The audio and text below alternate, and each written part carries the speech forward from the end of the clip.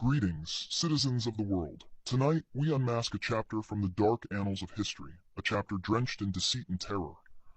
I speak of the Moscow trials of 1936 to 1938, a period when the shadows of tyranny danced upon the stage of injustice. In the heart of a city once revered for its revolutionary zeal, a sinister plot unfolded. A plot where the ideals of justice and truth were cast aside, traded for a grotesque parody of legality.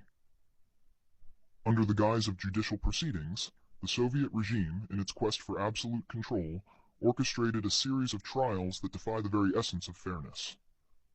The Moscow trials were not trials at all, but rather a macabre performance designed to eliminate dissent and consolidate power.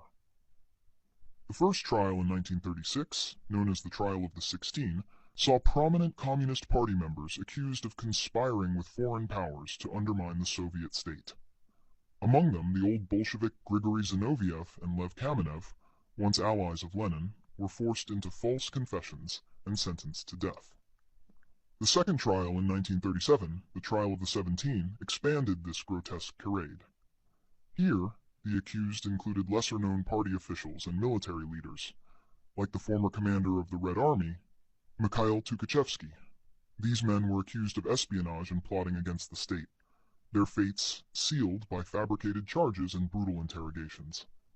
But the darkest chapter came with the third Moscow trial in 1938, the Trial of the 21. This trial targeted a broader swath of alleged conspirators, including some who had merely been associated with the earlier accused. This final act of terror saw the orchestrated destruction of numerous lives, all in the name of political expediency. These trials were not about justice, but about control. Accusations were fabricated, confessions were coerced, and sentences were predetermined.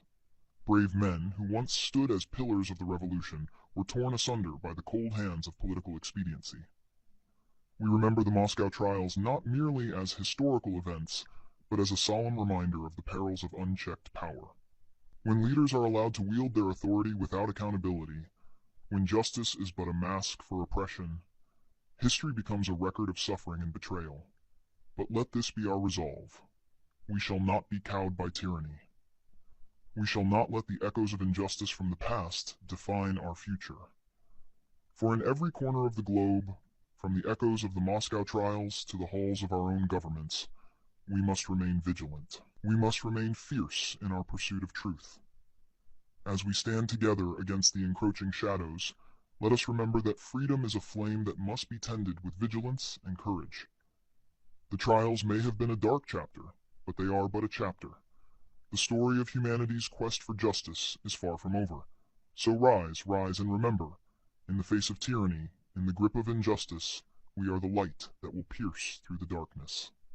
For when the mask of power is unmasked, truth will prevail, and freedom shall endure.